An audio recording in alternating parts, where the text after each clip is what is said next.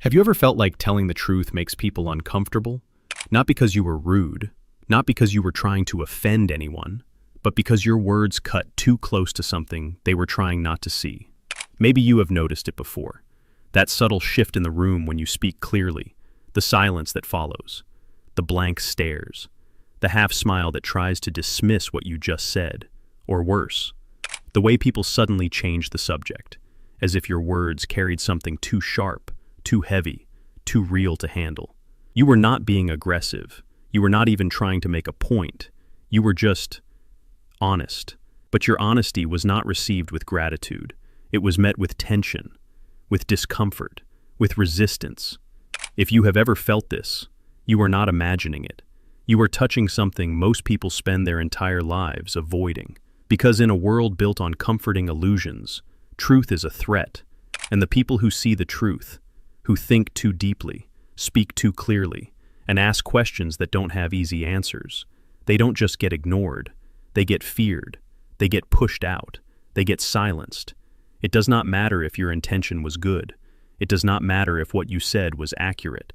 What matters is that your presence made others feel exposed, and most people would rather protect the lie than face the light. Schopenhauer understood this better than most. Long before cancel culture, censorship, or social media, he wrote that intelligence is not a gift, it's a curse. Not because it makes you fail, but because it makes you see too much, too clearly, too soon. And when you see what others refuse to see, when you hold up a mirror in a world that only wants filters, you don't just stand out, you become dangerous. It's strange, is not it? When someone is physically stronger than you don't feel insulted. You admire them. When someone is wealthier, you might feel envy, but not rejection. But when someone is more intelligent, especially when they speak truth with clarity, something changes. Suddenly, it feels personal, because truth is not neutral. It reflects. And when it reflects, it does not just reveal the world, it reveals you. Psychologists call this the mirror effect. It's when someone's presence, not their criticism, not their judgment, just their presence makes others feel inadequate. Not because the thinker said something offensive, but because they unintentionally highlight what others are suppressing. Deep thinkers don't just introduce new ideas, they disturb unspoken beliefs. They challenge illusions that people have built their entire identity around. They unintentionally become a threat to comfort, to ego, to certainty. That's the tragedy. You don't have to try to threaten anyone. You just have to exist. Your presence alone is enough to make others feel exposed. Because when someone sees clearly, it reminds everyone else that they have been choosing to look away. This is why intelligence is met with quiet rejection, not applause. Because it does not flatter the audience. It confronts them. Think about your own life. Have you ever been in a group where you asked a deep question, and the air just went still? Where you pointed out an uncomfortable truth, and the energy shifted, not in your favor? That moment where you said something real, and people responded with forced silence, deflection, or passive dismissal. It was not about what you said. It was about what your words forced them to feel. Because truth, by its nature, divides. It divides illusion from reality, comfort from clarity, self-protection from self-awareness. And most people, when faced with that choice, don't choose growth. They choose safety. And that's where the mirror becomes a weapon. Not because the thinker intended it, but because others see their own reflection in it, and they hate what they see. Schopenhauer understood this deeply. He believed that society does not fear intelligence in theory. It fears the way intelligence makes them feel, because it strips away the protective lies they have wrapped around their identity. In a world addicted to image, simplicity, and reassurance, the deep thinker is a walking contradiction. They are not trying to offend, but their clarity becomes a form of confrontation. Their presence becomes a kind of psychological exposure. This is why truth gets rejected. This is why thinkers get excluded. And this is why, more often than not, the clearer your vision becomes, the lonelier your path gets. To understand why truth is feared, we have to go back. Not just a few decades, but thousands of years. Back to when human survival did not depend on intellect. It depended on belonging. In early human tribes, being accepted by the group was not just a social perk. It was the difference between life and death. To be cast out meant isolation, and isolation meant exposure, vulnerability, extinction. That's why our brains evolved not to seek truth, but to seek safety. And safety came through harmony, not disruption, through agreement, not conflict, through fitting in, not standing out. The human mind was never wired for independent thought. It was wired for tribal survival. And that wiring still controls us. Even in modern society, where we live in cities, not jungles, our brains are still running ancient software. That software tells us one thing, over and over again. Don't be different, don't make people uncomfortable, don't threaten the group. Because when you speak the truth, especially a truth that challenges the group's beliefs, you are not just offering a new idea. You are breaking the unwritten contract of tribal harmony, and the brain treats that like a threat. Neuroscience backs this up. When someone hears a perspective that challenges their worldview, the amygdala, the brain's fear center, lights up. The same region that responds to physical danger becomes active. But this time, the threat is not a predator. It's you, your ideas, your presence. It's not logical, it's biological. And it explains why society does not just resist new ideas. It often attacks the people who introduce them. Because truth does not just threaten belief systems. It threatens social stability. It threatens hierarchies. It threatens egos. When someone questions the norm, they shake the foundation the group is standing on. And most people don't want to check if the ground beneath them is cracked. They just want you to stop shaking it. This is why charisma is celebrated, but truth is punished. Why confidence is admired, but critical thinking is feared. Because one maintains the group's comfort, and the other threatens to burn it down. But here's the paradox. Society does not fear truth itself. It fears what truth does to people. It fears the discomfort, the rebellion, the loss of control, the disruption of the known. So, it silences the truth teller, not because they are wrong, but because their clarity is too dangerous for the current illusion to survive. And that's the invisible war every deep thinker walks into. Not against ignorance, but against a world that will do anything to preserve its own comfort. Arthur Schopenhauer did not romanticize intelligence. He did not call it a blessing. He called it a burden. In a world that celebrates knowledge as power and education as a virtue, Schopenhauer stood alone in saying something most people still avoid. The more clearly you see reality, the harder it is to live in it. At the heart of his philosophy is a brutal split between two forces, the will to live and the will to truth. The will to live is what drives most people. It's the instinctual desire for survival, comfort, pleasure, and distraction. It's the part of the psyche that says, don't think too much, just be happy, fit in, stay safe.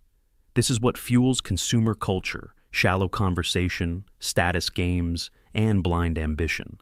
Most people live under this at will their entire lives, chasing pleasure, avoiding pain, and doing everything to not think too deeply. But the will to truth, that's different.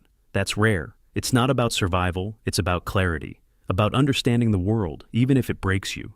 Schopenhauer believed that the deeply intelligent are cursed with this second will. They can't close their eyes. They can't pretend. They can't sit comfortably in shallow pleasures when they know the emptiness beneath them. This is why deep thinkers often feel alienated in crowded rooms, why they feel restless in jobs that revolve around routine, why they experience existential loneliness even when surrounded by others. Because their mind is tuned to a different frequency, one that constantly asks, what's the point? What's the truth beneath this mask? Schopenhauer wrote, a high degree of intellect tends to make a man unsocial. Not because the intelligent dislike people, but because the deeper your mind reaches, the harder it is to find someone who understands you. This is not arrogance, it's ache. Imagine walking through a world where everyone is content chasing shadows, while you see the strings, the lies, the desperate distractions beneath it all. How do you talk about that at a dinner party? How do you share that in a group chat? You don't. You stay quiet. You nod. You go along with it, even though something inside you is always detached, half present, half staring into the void. That's the curse of awareness. The smarter you are, the less you can lie to yourself. And the less you can lie to yourself, the harder it becomes to stay connected to a world built on denial. This is why so many brilliant minds throughout history descended into solitude. Not because they were antisocial, but because truth creates distance. Spiritual solitude is not about being alone. It's about being unable to share the depth of your thoughts without diluting them. It's about seeing life for what it is and realizing how few people are truly ready to go there with you. And yet, deep thinkers keep going, not because they enjoy the pain, but because the alternative, living in comfortable ignorance, is unbearable. This is the will to truth. It's the path of those who would rather be lonely and awake than accepted and asleep. It does not win popularity contests. It does not trend on social media. But it creates something far more valuable than attention: freedom. The freedom to see clearly, to break illusions, to live with eyes wide open, even if it means walking alone. In ancient times, truth-tellers were imprisoned, exiled, or executed. Today the methods have changed, but the outcome has not. Now, we silence deep thinkers not with swords, but with systems. Not through force, but through filters, algorithms, classroom rubrics, office cultures, and public opinion. If you are a deep thinker in today's world, you are not likely to be burned at the stake, but you will be ignored, misunderstood, shadow banned, and quietly pushed aside. Why? Because modern systems don't reward depth, they reward compliance. Take a look at your feed. What content gets shared the most? Not nuanced arguments, not intellectual insight, but outrage, simplicity, emotional punchlines that demand nothing from the brain and everything from the gut. The algorithm does not want you to think, it wants you to react. It prioritizes what's addictive, not what's awakening. And deep thinkers, they move slow, they ask hard questions, they don't fit the clickbait formula. So, their work, their thoughts, their truth gets buried. Not because it is not valuable, but because it's not instantly profitable. Schools love to pretend they value intelligence, but what they really value is obedience disguised as achievement. Students are rewarded for memorizing what they are told, not for asking why they are being told it in the first place. Curriculums are built on conformity, not critical thinking. Standardized tests punish divergent thought. And those who challenge authority, they are labeled as troublemakers, not pioneers. In this system, intelligence becomes a liability. Curiosity is seen as a distraction, and truth, especially uncomfortable truth, is treated as a disruption to classroom order. Then you grow up and enter the corporate world. And what do you find? That being smart does not matter if you don't fit in. That insight is threatening when it challenges your manager. That true innovation is welcomed until it threatens existing power structures. The smartest person in the room often stays quiet, not because they don't see the flaws, but because they know what happens to those who point them out. Workplaces are not built to elevate deep thinkers. They are built to protect the system, and anyone who questions that system, even with brilliant ideas, becomes a risk. And that's the irony. You're not being rejected for being wrong. You're being rejected for being too right, too soon. For speaking truths the world is not ready to hear. For thinking thoughts that others aren't prepared to confront. It's not your logic that's the problem, it's the timing, the clarity, the way your presence disrupts the fragile scaffolding that holds modern illusions together. In a society addicted to comfort, truth feels violent, insight feels intrusive, awareness feels like rebellion. So, we exile the thinkers, digitally, socially, systemically. Not because they're dangerous in the traditional sense, but because they shine a light in places others would rather keep dark. When you speak the truth and someone pushes back, not with reason but with resistance, it's easy to think they're just being difficult. But what you're really seeing is the human mind defending itself. Because the truth, especially when delivered by someone with clarity and intelligence, doesn't just challenge beliefs, it threatens the very structure that people build their identity on. This is why deep thinkers often find themselves shut down, not because what they're saying is wrong, but because it activates deep psychological defense systems most people aren't even aware of. Let's break down the core ones. The Dunning-Kruger effect. People with low ability often overestimate their intelligence. Meanwhile, those who are genuinely intelligent tend to doubt themselves more. This creates a strange paradox. The less someone knows, the more confident they are in what they think they know. So, when a deep thinker introduces complexity, nuance, or uncomfortable truths, those with surface-level understanding don't pause to consider. They dismiss, they deflect. They try to reassert dominance, not with truth, but with volume. It's not intellectual conflict, it's ego protection. The backfire effect. Most people believe that if you present facts, minds will change. But psychology tells a darker truth. When people are confronted with information that contradicts their beliefs, they don't just reject it, they double down. This is called the backfire effect. It's the brain saying, if this truth is real, then I've been wrong. And if I've been wrong, then my identity is unstable. I'd rather protect my self-image than accept a new idea. So instead of curiosity, you get hostility. Instead of dialogue, you get defensiveness. And once again, the thinker is pushed out, not because they failed, but because they revealed too much. Status quo. Bias. The human mind craves familiarity, even when it's broken. We cling to routines, beliefs, traditions, not because they're optimal, but because they're comfortable. This is the status quo bias, a mental shortcut that favors what already exists. So, when a deep thinker suggests a radical truth, whether it's about society, politics, relationships, or the self, the average person's instinct isn't to examine it, it's to defend the familiar. They'd rather stay in a crumbling house than admit they need to rebuild from scratch. Groupthink humans are tribal by nature. We crave belonging, and nothing threatens belonging more than being the one who thinks differently. Groupthink is the tendency to align with majority opinion, even when it goes against logic, truth, or morality, just to avoid rejection. So, when a deep thinker questions the group's norms, they're often seen not as someone seeking truth, but as someone disrupting harmony. They become the outsider, the problem, the enemy of peace, even when they're speaking from wisdom. You can say the most rational thing in the room, backed by data, wisdom, or lived experience, and still be ignored, ridiculed, or attacked. It's not always because people can't understand. It's because they don't want to. Because accepting your truth means they have to let go of theirs. And most people are more loyal to their illusions than they are to truth. It's not a conscious conspiracy. It's deeper than that. It's biology, it's ego, it's fear. And that's the unseen battlefield deep thinkers step into every time they open their mouth. Not a war of ideas, but a war against defense mechanisms designed to keep people asleep. This pattern is not new. History is full of brilliant minds who spoke the truth, not to provoke, but to illuminate. And every single time, the world wasn't ready. Socrates, he's now known as the father of Western philosophy. But in his lifetime, Socrates was seen as a dangerous agitator. He asked questions no one wanted to answer. He challenged tradition, exposed contradictions, and pushed people to think for themselves. And for that, he was sentenced to death. His real crime? Encouraging people to think critically.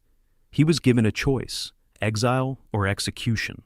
He chose to drink poison, and his final words still echo, "The unexamined life is not worth living." Galileo Galilei did not just look at the stars. He redefined our place among them. He proved the earth revolves around the sun, shattering centuries of religious belief. The church branded him a heretic. He was forced to deny his own discoveries. Silenced. Confined to house arrest for the rest of his life. Today we teach his work in schools, but in his time, he was seen as a threat to power. Nietzsche exposed the lies behind traditional morality. He said things no one wanted to hear, that society is built on comforting illusions, and that true strength comes from facing meaninglessness and creating your own values. He died alone, misunderstood, dismissed as mad. Now, his ideas shape modern psychology, existentialism, and philosophy itself. The world feared his voice, but adopted his vision long after he was gone. Nikola Tesla. Tesla imagined a world powered by wireless energy, free electricity for all.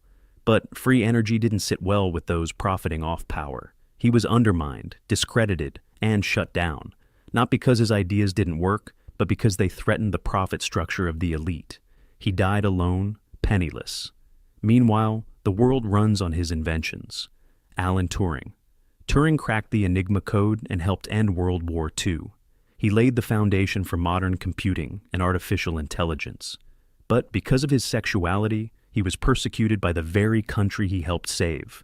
Chemically castrated, humiliated, driven to suicide. Decades later, he was pardoned and honored as a hero. But not when it mattered, not when he was alive. Hypatia. a philosopher, mathematician, and astronomer in ancient Alexandria. Hypatia was one of the few female intellectuals of her time. She taught logic and scientific reasoning, but in a world dominated by religious extremism, she was seen as a symbol of resistance. She was dragged from her chariot by a mob, stripped and murdered. Her crime? Knowledge. She was a threat not because she was wrong, but because she thought too freely. And so, the pattern repeats.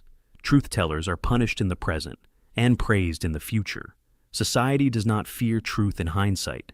It fears it in real time, because truth destabilizes. It reveals what institutions try to hide. It demands change before people are ready. So we mock the visionary until we realize they were right. Then we build statues, but the damage is already done. Speaking the truth sounds noble, but in reality, it's one of the fastest ways to become a target. Even today, in an age where we claim to value free speech, whistleblowers are punished, critics are ridiculed, and thinkers are sidelined for saying what everyone else is too afraid to admit. You don't have to be famous. You don't need a platform. All it takes is one honest sentence in the wrong room. And suddenly, you're the problem. Because truth doesn't just challenge ideas. It disrupts relationships. It threatens unspoken agreements. It exposes what others would rather leave buried. And that kind of clarity? It doesn't earn applause. It earns silence, avoidance, whispers behind your back, subtle exclusion. The cost of truth isn't always intellectual. It's social. It's emotional. It's physical. People stop inviting you. They label you too intense, too negative, too complicated. What they really mean is, you see too much. You speak too clearly. And it makes us uncomfortable. And it's not because you're wrong. It's because you're right too soon. You've likely felt this. The loneliness after a conversation where you told the truth. Not to be rude, not to win, but because you couldn't lie to yourself or others anymore. And instead of connection, you felt the wall go up. That subtle distancing, the way people pull away, not because they don't like you, but because you reflected something they didn't want to face. This is what Schopenhauer warned us about. He believed that truth doesn't just enlighten, it isolates. The more clearly you see, the more separate you become from those who live comfortably in illusion. He wrote that intelligence and happiness are often inversely related, because the clearer your mind, the harder it becomes to participate in shallow pleasures, casual deception, or meaningless routine. And the world punishes you for that. Not with violence, but with distance, with dismissal, with exile disguised as normal social dynamics. That's the hidden cost of speaking clearly. It's not that people will argue with you, it's that they will slowly disappear. So, if the world fears deep thinkers, if truth isolates, if clarity creates distance, then what should the deep thinker do? Should they go silent, play dumb, shrink their thoughts to fit the room? Schopenhauer would say, absolutely not. He never encouraged conformity, but he did encourage wisdom. Not just intellectual wisdom, but emotional intelligence about how to live in a world that doesn't value depth. And his advice was clear. Don't abandon truth, but learn when, where, and how to share it. Not every room deserves your deepest thoughts. Not every conversation is a safe space for honesty. Not every person is capable of receiving what you've come to understand. And that's not cynicism, that's strategy. Schopenhauer believed that deep thinkers must live differently, not in fear, but in discernment, because when you speak truth to those who aren't ready, you don't enlighten them, you provoke them. And in doing so, you suffer needlessly. So instead, be selective, not secretive, not fake, but intentional. Save your depth for those rare few who can meet you there. Seek out like-minded individuals, even if they're few and far between. You may not find them on every street corner, but in books, in writing, in quiet places, they exist. And until you find them, Schopenhauer suggests something radical. Embrace solitude, not as punishment, but as privilege. Solitude isn't the absence of people, it's the presence of clarity. It gives you space to think freely, to create, to observe, to develop insights without the constant pressure to simplify them for others. He believes solitude is where the mind becomes sharp, where thinkers are forged. So, if you find yourself walking alone, don't rush to fill the silence. Use it to grow, to reflect, to understand. And most importantly, Don't waste your fire explaining it to those who only see smoke. Not every mind is ready for every truth, and that's okay. Your job isn't to force awakening, it's to stay awake. And when you do find someone who sees what you see, you won't have to speak loudly. You will just connect. If you have ever been rejected for thinking deeply, if you have been dismissed, ignored, or quietly pushed aside not for being wrong, but for seeing too clearly, you need to hear this. You are not a threat. You are a mirror. And what people fear is not you, but what your presence reveals. You reflect the parts of themselves they are not ready to face. You hold up a lens to the illusions they have built their lives around. And that kind of clarity, that kind of honesty, it's rare, it's powerful, and yes, it's often lonely. But loneliness is not failure. It's the natural result of walking a path few are willing to take. The deeper you go, the more distance you will feel. Not because you are lost, but because you are ahead. Schopenhauer saw this loneliness not as punishment, but as proof. Proof that your mind is awake, that your spirit seeks truth, even when it costs you comfort. So don't let rejection turn into shame. Let it turn into recognition. Let it remind you, you are not broken. You're just living in a world that fears what you see. Keep thinking, keep seeking, keep reflecting, even if it makes others uncomfortable. Because in the end, it's not the loudest voices that shape the world. It's the quiet ones, the ones who carry insight like fire, the ones who see what others can't and refuse to look away. And if you have made it this far, you're one of them. You are not alone. You're just rare. Share your thoughts below. If this message resonated with you, subscribe. We are just getting started.